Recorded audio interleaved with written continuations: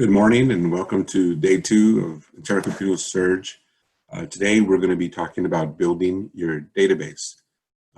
Super important topic in real estate, often one of the most overlooked topics in real estate, but the reason we have it starting off our 2-week training and right after orientation is because when you look at the performance of top producers in our industry, they share a lot of traits and things in common.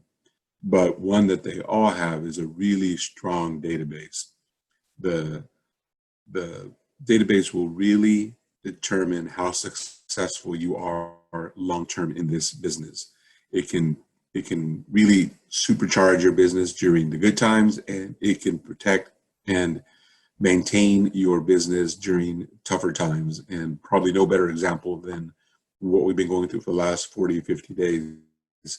When you can't go out and talk to people the way and in the ways you used to in the past, you're really restricted. However, those agents who had a really strong, really big database of people, past clients, sphere of influence, always had a ready source of people to talk to, people to ask questions to, and find out if they or anyone they knew needed their real estate services. So can't overestimate how important a database is. And so really happy to share with you some of the things we've learned in the past of how to build a database. And with that, let's just jump right in and let's get started.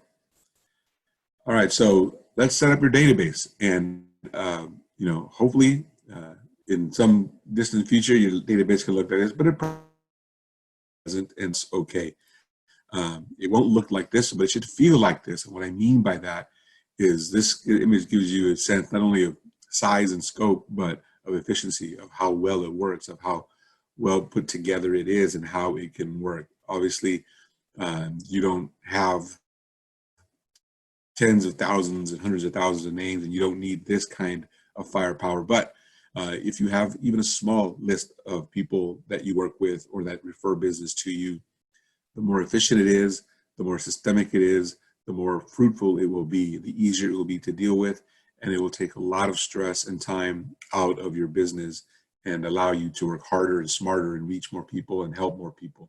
So that's something you always have to remember. So what's the strategy? How do you actually make your database work? How do you build it and how do you make it work?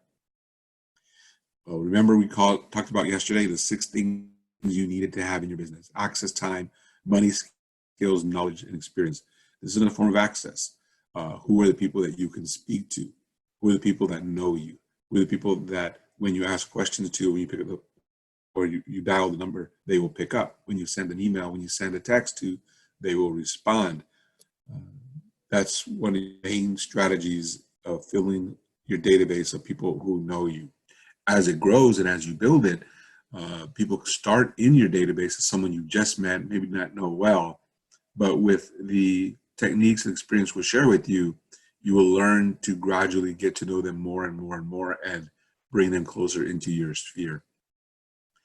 So as we go through this surge for the next 2 weeks, we're going to be talking about a lot of different things that you can do to help you grow your business. And we take these six items that I share with you that I believe are absolutely critical to you becoming a better realtor, and access, time, money, skills, knowledge, and experience, and down this way. Skills interplay with the others. Access is the base for everything. And time and money are low conversion tools, while knowledge and experience are high conversion skills. A database starts on the left side here. It takes time to pay for the tools and money and time to actually build it. But it's actually a very low conversion skill, meaning it's not one call and you get a deal. It's not one email, you get a deal. You have to build it big, you have to build it wide, and you have to maintain it and access it and work with it day after day after day. And over time, it will generate a lot of contacts, a lot of business, but that is low conversion. Knowledge and experience is high conversion. It's someone asks you a question your knowledge and experience will show through, they hire you. They want your expertise. They want your knowledge. That's going to take a while to build. Obviously, once you start your database, you're working on the low conversion side, but over time, that knowledge and experience makes it a higher conversion tool. And so I want you to understand both how it begins and how it should end up for you. But keep this image in mind. Ultimately, you want them all in your bubble of your business and all working together and mixed in your high conversion and low conversion methods so that you can ultimately reach the level of productivity that you want, that I hope you want. But as we go through this database, I want to encourage you to start wherever you are in your database, brand new, or you've been doing this for years. Understand you can always pay more attention to it. And no matter what your level is, you always should pay more attention to it and understand this path to production and productivity with it. So first step is in prospecting lead generation is simply building the database. Start with one number. The power of your database is this: it's a record of your business successes. Over time it grows, over time it becomes more impactful, more powerful, but that's all it is. Think about this: when you hear of doctors or lawyers selling their practice, what are they really selling? They're not selling their expertise, they're not selling their knowledge, they're going to stop working. They're selling the contact database and the relationships they have built with the people in it. That's what you want to have as an ultimate goal in your database. At some point, you'll want to retire. At some point, you'll want to slow down. If you do the job correctly, when you reach that point, your database is an asset that can be sold. It's an asset that can allow you to continue profiting and growing in real estate, even if you are no longer working in it full time.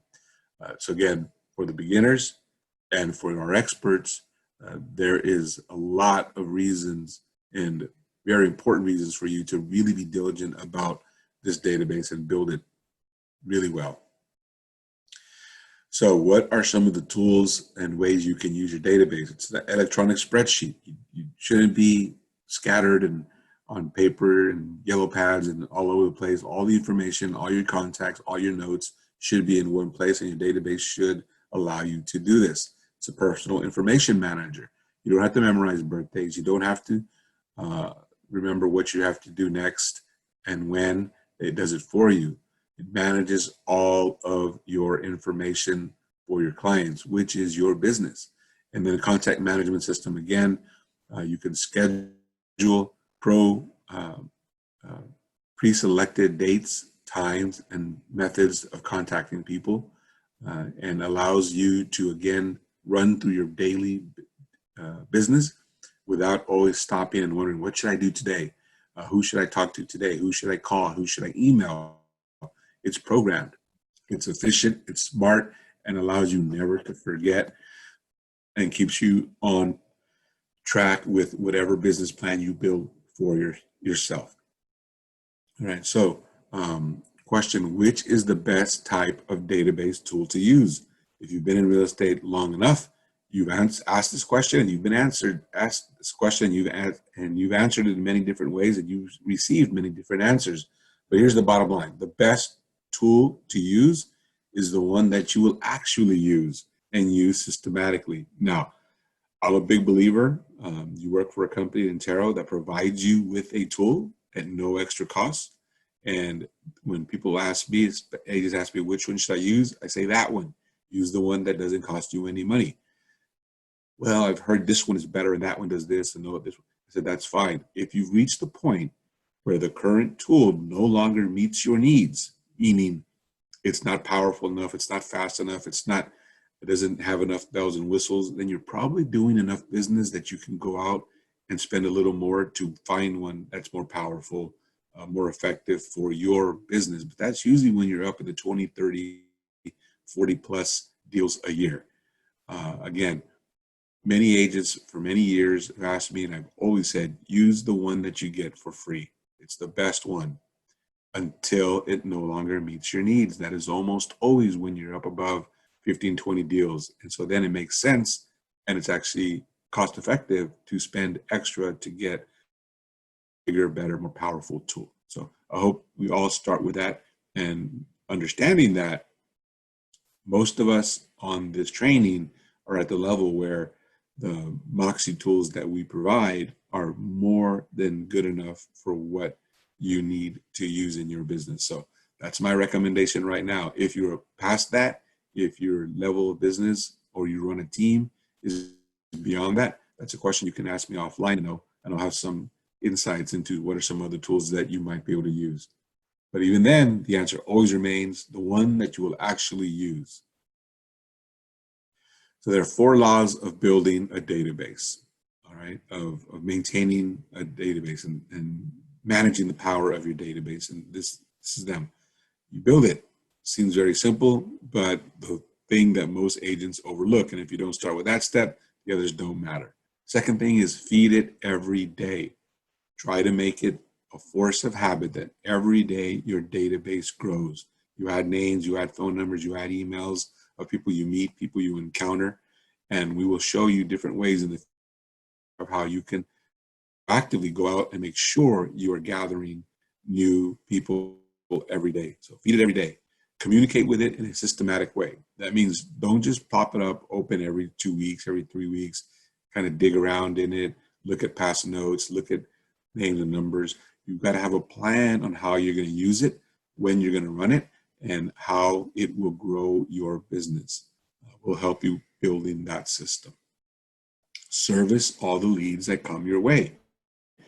Don't make up in your own mind reasons why someone is not going to work with you, or reasons why someone doesn't need your help. As a matter of fact, you're going to find, if you do it right, there are going to be people in your database that never transact with you. They'll never list a home with you. They'll never use your services to buy a home. But because you treat them like a valued client and you provide valuable information and service in their mind, you will be able to ask for referrals from them, and they will gladly point you to people that do need your service. So service all that leads to come your way. Everyone is valuable. Every contact, every conversation is important, and you should treat it as such. All right, it's not just the business of servicing clients. It's the business of finding clients to service. One cannot happen without the other.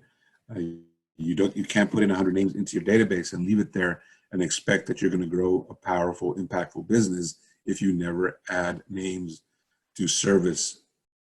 Hope that makes sense. The size of your real estate business over time will be in direct proportion to the size and quality of your database. So those are the 2 characteristics it needs. It needs to be big, it needs to have a lot of people, and it has to have quality. The numbers need to work, the emails need to be good, and you have to use it. You have to make the calls, you have to send information. So where do these contacts come from? Again, especially if you're newer, agents will tell me, well, I don't know anyone. Everybody says that. And that's okay. It's not true, but it's okay. We're not going to let that stop us building agents. These are just some real quick visual of where are all the different places you can get contacts from to build your database. Open house visitors, friends, business network, personal referrals, responses to mailers, community involvement, client parties, yard signs, things like that. There's all different ways to entice people and promote your services. And when they give you their name, when they give you their phone number, when they give you their contact, you have a new contact, and that's how you build your database. If you maintain it, that database will never shrink, it will only grow. And we talked a little bit yesterday about this idea. There's only 2 types of leads. There's only 2 types of people out there for you to consider when building your database. And that's people you have met and people you haven't met. That's it. Again, very simplistic, but I need you to understand it and manage it at that level so that you always recognize that everyone is potentially someone you can put in your database. So the first one, haven't met, is the general public. There's people that are out there randomly. And the second one is a target group. If you want to work specifically with veterans, for example, that's a target group. You want to make sure you find ways to be in front of and meet veterans. If you want to work with move-up buyers, then you want to look for and meet a younger demographic, people in certain industries, tech in our area, things like that. But it's a target group. You have made a conscious decision and you create specific efforts to meet them, talk to them, and put them in your database. Then there are the people you have met. That's your network groups. That's your allied resources. That's advocates and core advocates. Core advocates, people who know you, who like you, and want you to succeed. People that when you ask the question, do you know anyone who's interested in buying or selling real estate in the next 90 days? They're not turned away by that. They're actually really think hard about who can they tell you that they know that wants to sell or buy real estate. Your core advocates are the advocates that become so reliable that you can count on calling them every month and they'll give you a name or two. They almost become an unpaid part of your business. They are always out there recruiting for you, as a matter of fact. They're trained and they learn to, when they're out and hear people talking about real estate, you want them to say, I know who you should call. And sometimes even before you call them to give the referral, they will call you. Those are your core advocates. You need to build a nice, steady group of those people to really explode your business. So the types of business Mets and having Mets bring you, the Mets bring you new business. They transact and they know people that you haven't worked with before, and so they're a source for that. They're also a source for the referrals, as I mentioned in the previous slide. When you call and ask, they meet people and then they recommend them to you, or they are actively listening to other people and talking about you when they hear real estate subject come up. And then repeat business. They buy a second home, a move up home. They've worked with you in the past and they want to work with you again. Having Mets are going to bring you new business and referral. And of course, once they bring you new business, and they move into the Met side, and then they bring you repeat business. So you're always bringing people into the right side of this little diagram. They move into the left side as they become new clients, and that database continues to grow. You feed from the right, you grow on the left. So how large should your database be? As big as you can get it. As long as you understand your tools and training, you can manage thousands of people in your database. But to start, let's try and add 10 contacts each day. That's aggressive, frankly. But it's this wildly important goal that you can set for yourself. And if you only manage to add 1 or 2 or 3 or 5 or people a day for the next week, month, 2 months, that's going to be quite a fit of people. If you do 10 contacts each day, you'll have 2,000 people in 200 working days. And that's a little bit over the rest of this year. And again, if you say, well, we're in lockdown, we're not out there, we're not at parties, we're not at events, there are still many ways to grow your contacts. And the first thing is go through your phone and take those people off of your phone list and put them in your database. Make sure they're there in a place where you can contact them deliberately, substantively within your business. A lot of people are seduced by the idea of a large phone list, or if they still have contacts and information in other places on their computer or in notebooks on their desk, those don't count. That cannot be systemic. That cannot be built in to program and contact people purposefully every single day until you put them in your database, in your CRM. They don't count as part of your database. So that's probably a good place to start right now. I bet you could get close to 2,000 just from those things. But make it a habit, make it a challenge, especially for the next 2 weeks. Try to add 10 contacts each day. Once you're in there, make sure you classify your haven't mets and your mets. Continually move your contacts towards becoming core advocates. They won't all make it, but it's your job to try to get them there. They start as general public, target groups, your network, allied resources. They become advocates, and then they become core advocates. 20% of your database can lead to 80% of your business. And that 80% is going to be in those resources, your advocates and core advocates for the most part. So then why do you bother adding general public and target group? Again, over time, you move people in those outer rings into the middle, and that's how you get to 20, 30, 40, 50 transactions per year. So building your METS database. It's your family, your friends, your neighbors, your home, school, people you do personal business with, sports and hobbies, former employers, coworkers, suppliers, customers, organizations, and others. And quick reminders here. We often advocate that you go to the Intero shop and buy t-shirts, buy hats, buy. Why? A lot of these places they're not set up. A lot of these areas of building your METS database are not set up for you to go around shaking people's hand and saying, hi, my name is Robert, I sell houses, can you be in my database?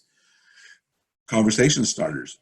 If you're constantly wearing clothes, shirts, hats that advertise what you do, people are naturally curious. People will ask you, or it allows you to bring it up a little more, let's say, it doesn't sound as aggressive, but you're always advertising, you work for Intero, you sell real estate.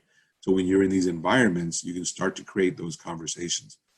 Another really important thing, like many people that I've found over the years, some of our first jobs were sales jobs, and particular type of sales jobs. I remember one of my first experience with sales was Cutco knives. If you're familiar with that product and that service, when you're that 16, 17, 18-year-old starting out with Cutco, you go to that first meeting, what's the first thing they tell you?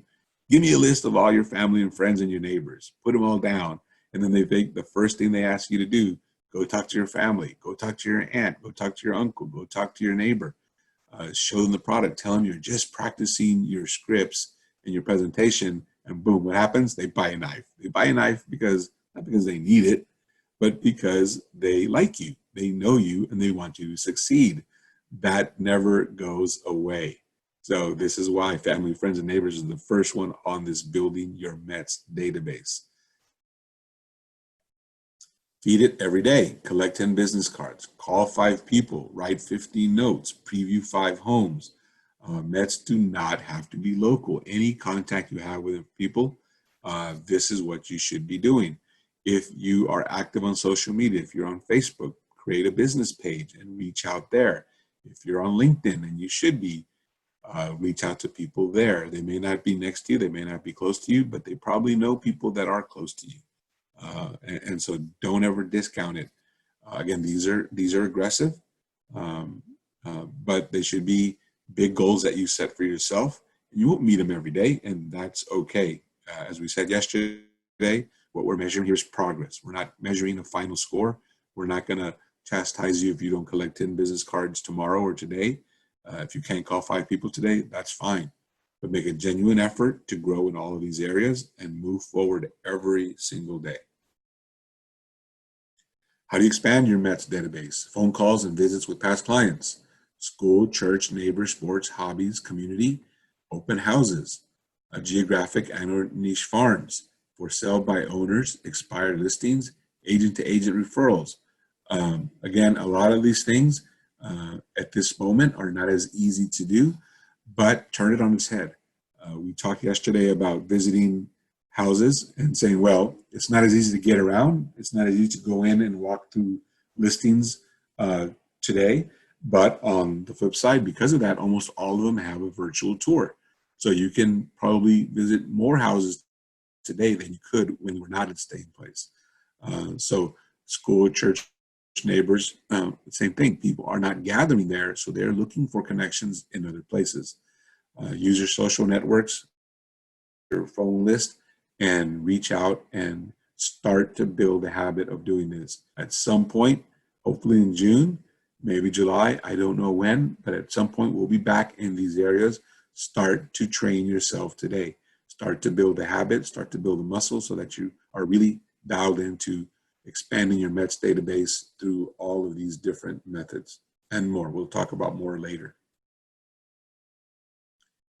Okay, what to feed into your database: their name, their home address, their home phone number, their email address, their business card. These are the minimum. Any other information you have on them, put it in there. You want to have multiple ways to contact people because you're going to contact people through different methods. Sometimes it'll be text, sometimes it'll be call, sometimes it'll be an email, sometimes it'll be a handwritten letter to their home. You want to gather as much information as possible. When you are making contact with people, try to make sure that their information is always up to date. But this is another thing that you should be trying to do every single day. Make sure you have all of their contact information. So when you start to take some of these approaches, this is what your database should look like. It should be people you already know who like you and want you to succeed. You all have a circle of friends. You all have a network of family. You all have past business associates or school associates. That, in your mind, has to be your database. If you could snap your fingers and bring it to life, it should look like this. They already know you. They already like you. They want you to succeed. Those are the three things I want you to think about constantly when you think you don't have a database or you don't have a big database. You'll be shocked at what you can do. And then try from the beginning to make these people your advocates and core advocates. They are an extension of your business. They are rooting for you. They want you to be successful, and they are always looking out for you. Just a quick tip for those of us that have been in this business a long time: we sometimes overlook the most obvious people to be in our database and our core advocates. That's usually our significant other. Try to make sure they understand what you do, what your business is like, and when they are out there talking to people, meeting people, and they hear conversations about real estate, they have to be ready and able to refer you. They have to be able to talk about you and your business and how you operate and how you can help them. Don't overlook this. It's already built, and they prosper as much as you do from building and growing your database and your business. So don't overlook it. Sometimes it's uncomfortable. Sometimes we just don't think of it that way, but bring up the topic and make it a really professional discussion with your partner about how they're going to help build your business, because it is really your business of the family, and you'll learn that over time if you don't already know it. But that really does a lot to grow your business, grow your database. So don't overlook it. So building and using a database, again, you feed it every day. You add contacts, when to enter contacts, schedule, updating contact info, contact history. How many times have you called? How did it go? Any notes you can take is going to make it even better. I don't want to make it sound so antiseptic, so cold, but there is some level of that. You are genuinely talking to people, asking how their day is going, finding out what their wants and needs are, looking at ways that you can help them. But there's got to be a business element to it where it's very systemic. It's very easy to follow and easy to do every single day without fail. So I want to start talking about the Ford technique. I mentioned this a little bit yesterday. When you do your calls today, because we will do live calls today, we're gonna share a script with you that you can use. If you don't feel comfortable yet with that script and you want to be a little less direct, look at the Ford, practice the Ford method. So what is this about? Especially if you're brand new, you don't have a lot of past business, you don't have a new listing, you don't have active buyer list. You do have people you know, you do have people you've met, and this is an excellent formula for you to start with, and it never gets old. So what is it? The Ford technique is family, occupation, recreation, and dreams. These are things you can ask when you call people in your database, and it's just a checkup, just a low impact call basis. And it's simply, how are you doing? How's your family doing? How's your spouse? How are your kids? Everyone wants to talk about that And this is one of the advantages of our stay in place. People want to connect, people want to reach out, they're bored, they're lonely at home, they're looking for a reason to zone out of their current situation. This is a great, great technique right now. The O is occupation. How's your job going? How's your business doing? Are you looking forward to retirement? How long since you've changed companies? These are just some options, but the most important thing is the general topic, the occupation. Get people to talk about what they do for a living. If you already know them, you probably know something about it. Just do a checkup call. How's it going? Did you go back to work yet? Are you going back to work yet? Are you looking for a new job? The number of things you can talk about are endless. Recreation, what have you been doing lately? A tough one right now, but try it anyway. So are you still riding bikes, sailing, racing cars? As things open up, people are getting back out there and doing things like this. So another great topic. By the way, how was your trip to? If you have a lot of friends on Facebook, this is a great intro. You see someone post a vacation, that's a really good reason to call them when they get back and say, how was it? What was it like? What was the best thing? What was the worst thing? Anything like that. Just out of curiosity, what are you doing to enjoy yourself? The final one is dream. So what are your plans for the future? Just out of curiosity, have you made any vacation plans yet? So what are your plans for the holidays? So what will you be doing with your time now that you're retired? So when you read over these and think about them, they're great ways to add notes, to fill out your database, to really get to know everyone on there on a deeper level. If they're just met, answering these questions is going to tell you about who they are, their family life, their work life, what they do in their free time, and what they want to do in the future. All really important things that eventually will lead you to, do you or anyone you know want to buy or sell real estate in the next 90 days, that kind of thing. So again, systemic. There's a purpose, there's a plan to everything you're doing.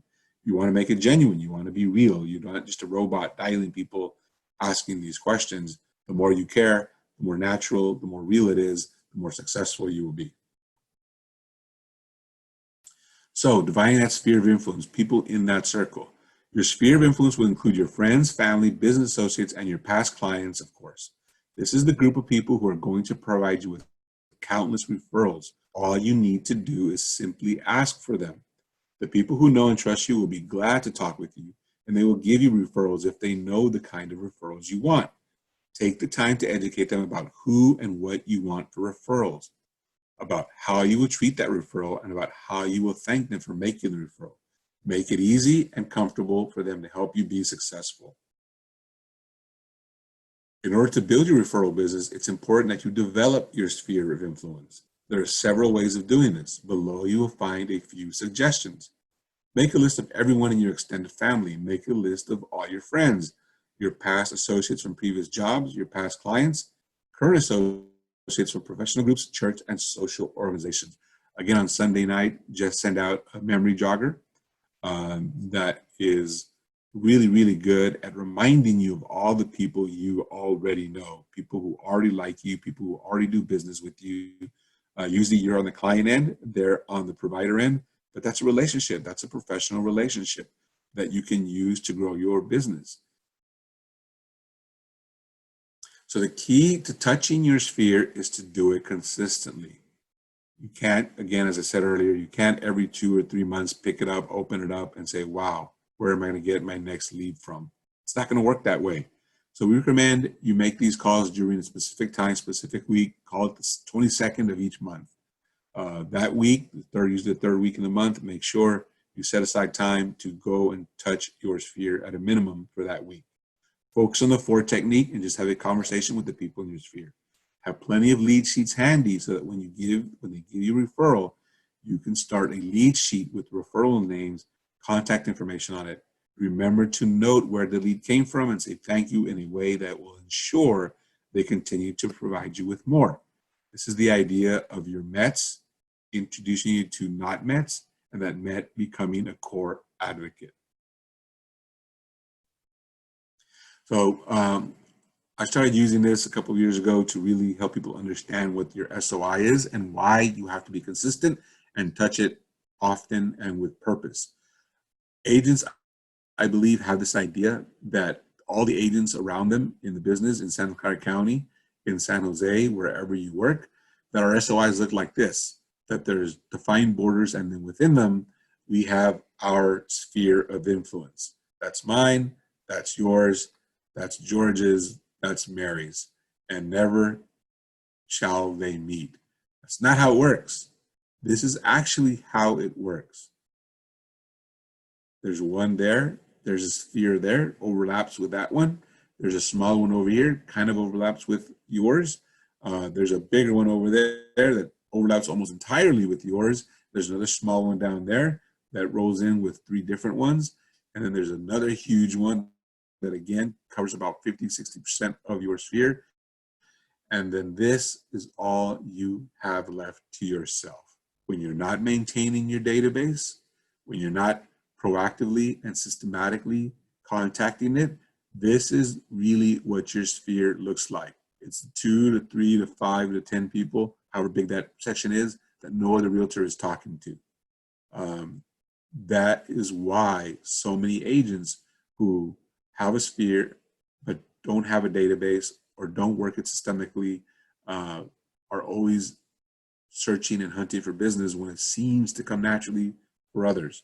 If this person here has a really good database, they grow it every day, they maintain it, they contact people, they send emails, they make calls, they are going to get your business. So don't believe that your sphere is this big and all the people there are just waiting one day to decide to buy or sell a house, and then they will proactively call you. It can sometimes work that way, but don't let that lull you into complacency. If you're not actively working it, this is where you're really going to get your business from. This is the people that sell 1 to 2 houses a year and frankly struggle to do that. I talk to a lot of you and say, well, I don't like to bother them. I don't like to call them and ask for business. This is what you have to guard against. You don't always have to ask them for business, but make sure you're telling them, ask them how they're doing. Use the FOR technique and always remind them, because they can't forget that you sell real estate and that if they or anyone they know needs real estate advice or help, you're ready and willing and able to do it. So guard against this.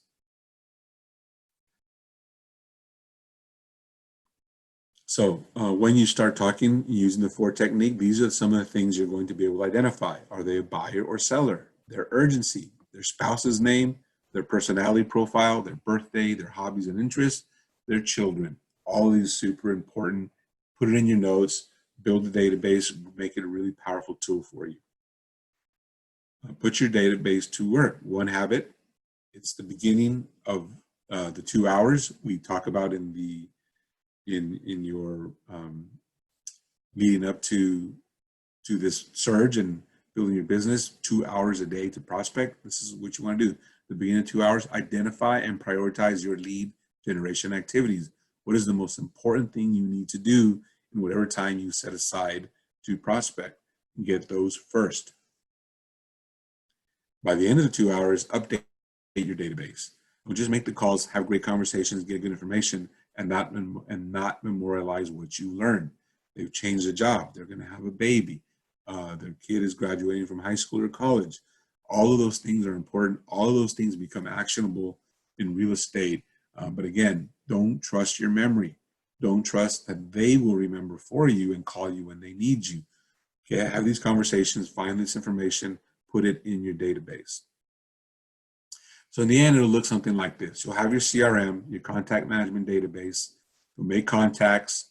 You create lists. You have your METs. You have your METs. You can have an 8x8, which we'll talk about in a second. 33 touches, 12 direct mail to new business, repeat business, and referral business. You should be able to visualize your database in something like this. This is not the only way to do it, but this is one tried and true method that will teach you to start with.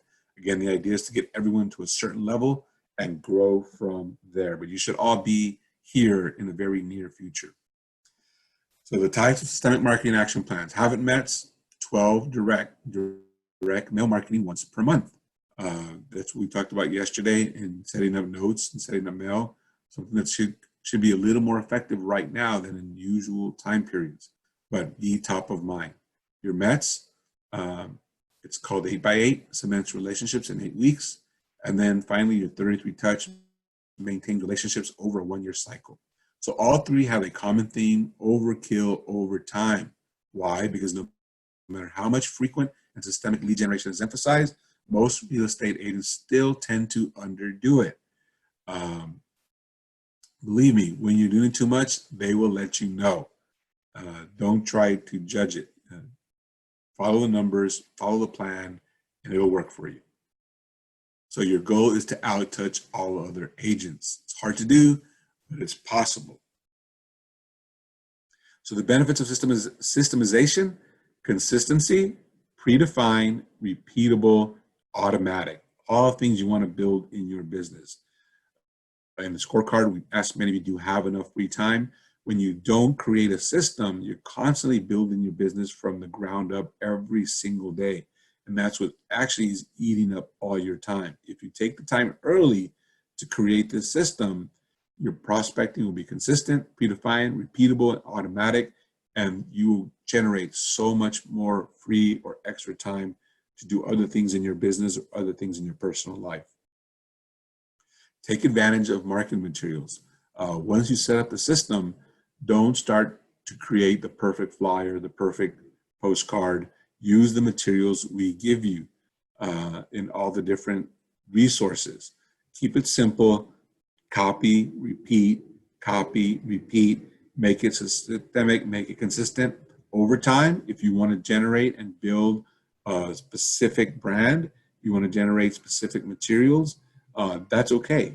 But I always suggest get to a point where your prospecting and your database is almost running itself before you go in there and try to create this perfect postcard, a perfect flyer. They don't exist, especially when you're starting. Get your name, get your contact, and let people know you can help them with their real estate needs. Everything Intero creates for you, everything that your MIT can put your name and phone number and contact information for you is designed to do that. And if you do that well, that's more impactful through a multiplier effect than if you try to create the perfect marketing piece. That can come later. All right. So again, the basic 8x8, so the entry point, it's applied immediately. It's a combination of personal visits, phone calls, items of value dropped off or sent for you Buffini fans, and handwritten notes. Items of value that you can think about: facts about expired listings, getting your home in top selling condition, the home buying process, homeowners insurance, and your credit history, how to buy a great house, tons and tons of things. If you subscribe to Inman or KCM, they are always providing you ready-made topics, things like this. There's a ton of ways to get this. Again, don't spend a lot of time micromanaging or overanalyzing how well homeowners insurance and your credit history report will do in building your business. It just works. It's not the only thing. When I find that agents overanalyze and they find a million reasons why any one of these won't work. But I know over time, and I know through experience, the agents who just do it, get out there, put their name, their brand out there, they generate business. The customized 8x8 for sale by owners, expired withdrawn listings, follow for prospective buyers, follow for prospective sellers, your geographic farm, your demographic farms, your sphere of influence, open house attendees, your allied resources, relocations, and builders. All right. So a ton of things to do, a ton of places to get information and create your database and build it. The 33 touch system is a systemic marketing and prospecting technique that ensures year-round contact with all of the prospect business contacts and past clients in your contact database. It nurtures your relationship with the contacts in your database and sustains ongoing communication. What does it consist of? Well, here's some examples: 14 mailings, letters, cards, emails, or drop-offs, 8 thank you or thinking of you cards, 3 telephone calls, 4 personal observance cards, 4 holidays. That's 33 touches in 1 year. Succeeding through the 33 touch contact system, you be consistent, personal, long-term. The 12 Direct program is a series of direct mail pieces mailed to a target haven't met group at the rate of 1 piece per month over a cycle of 12 months. It establishes a personal presence. Branding versus junk mail. It maintains a physical presence. They know you, come to know you. Too frequent emails perceived as spam. The most value add for the recipient as possible. Your duties as an agent, there's daily duties, weekly, monthly, and yearly duties. They can be in the form of email, calendar, contact information, categories, mail merges, exporting information, contact history, action plans, personal digital assistant. That's a lot. I know it's a lot, but again, what we're looking for early on is progress. Take these things and have a goal at the end of your process to have all of them. Your process is unique. For some of you, you are going to be finished in a week, in a month. Some of you, it's going to take 6 months. Again, what we're looking for is progress. Where are you today? Are you better tomorrow? Are you better next week? Are you better next month? If we all commit to creating progress and don't judge each other on how fast, how soon we each accomplish these things, the office is going to grow dramatically. It's going to be impactful. It's going to be fun. It's going to sound every day like the check-in did yesterday. I hope that you listened in and hope you participate today. These things will get easier. They'll get better. Don't beat yourself up if you can't do it all immediately. Just focus on progress. So it's time to use a CRM. There's a lot of them out there. As I said earlier, MoxieWorks, you have it. You all have it. Some of you may not even know how to open it up. That's okay. Progress. Find out how to do that today. Some of you are barely using it. That's okay. Learn to maximize it. Don't go pay for another service. I'm not saying they're not good.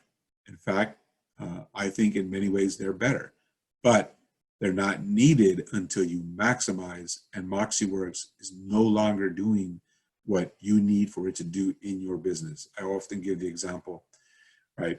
If you're going to buy a car and you're afraid of driving over 65 miles an hour, you would not go buy a super fast, high-performing vehicle. Why would you pay for that extra when you're never going to take it past 65 miles an hour? Go buy a Honda. Go buy any mid-level sedan. They're going to take you where you need to go. They're going to do it efficiently, and they're going to do it at your comfort level. Don't pay extra until you need it. Once you get to the point where like 65 just doesn't do it for me. I want to go fast. I want to take the curves. I want to go do all kinds of crazy things. Then that's when you should be looking at some of these other tools that will cost you extra money to operate and run, right? So how to use that CRM? You don't have enough leads to bother with a customer relationship management system. That's a big myth. Once you get your first lead, your first client, your first contact in your database, that's when you start to use the CRM. Most agents in the growth phase of the career are managing 20 to 80 leads at a time. With just 20, it's difficult to keep contact information up to date, as well as scheduling and completing your other lead generation activities. Implementing touch programs without an automated system becomes virtually impossible. And don't fall into like, I can manage it on my phone right now. Once I get huge, I'll start figuring out a system. Wrong. Learn the system that you will grow into now. Learn the system that you're going to need when you're doing 10, 15, 20, 30 transactions a year now. 2 reasons. One is you'll be better prepared when you actually need it, and it will make your current business better. You will not forget birthdays. You will not forget important dates. You will not forget your 33 touches, your 8x8s. It will all be programmed and it will all be done for you. Again, freeing up time, making you more efficient, allowing you to do more with less in your business. Some of the benefits of using the CRM: you can create action plans, help you create marketing, send marketing materials, gives you prompts on what to do and when to do it. Contact information is always constant and is always there. It's always accessible. Contact histories. What has your history been with these people? When did you call? When did you write? When did they respond? Calendaring and appointment scheduling. Create a schedule that you can maintain and then you can actually work with in your business. Email integration and automation, lead sourcing and tracking. Where are you getting your business from? Go get more of it. Reports, web-based software, transaction management, all great things that you need to understand and use. The keys to CRM success: use it. Don't just buy it. Don't just get the login code. Use it. Take baby steps. Learn it slowly, step by step by step. Progress, progress, progress. Listen to it. If it tells you to call, you call. If it tells you to email, you email. If it tells you to send a postcard, send the postcard. And again, later we'll do a more engaged training on MoxieWorks. But if you haven't really started using it, these are some of the advantages of it. Moxie Engage, integration with Intero tools, Moxie Cloud, training, dedicated support, scalable. Later today, you're going to be introduced, I believe it's today or tomorrow, into Spacio if you don't already use it. It's a great tool, but it's not a standalone tool. When we bring in a tool to work for you to work with, I'm pretty confident saying it's almost always going to be integrated with Moxie. We have to make sure that our tools work together. And if you don't understand how that benefits you now, you will in the very near future. All right. Don't touch that delete key. What about unresponsive contacts? Put them only on a 12 direct plan. Put them on an email only plan and maintain and keep going. Everyone is different. It doesn't mean they don't want to work with you. That just means they don't respond. But do put out an opting out system. If they don't respond, that's permission to keep talking to them. If they do respond by saying, stop talking to me, that's when you get them out of your system. You want to be very courteous and conscientious of everyone you're dealing with. When they no longer want your calls, your emails, your texts, your letters, trust them, believe them, get them off your system. Record the request, stop their plan immediately, and get notified immediately that it has done so. Always maintain good relationships with the public.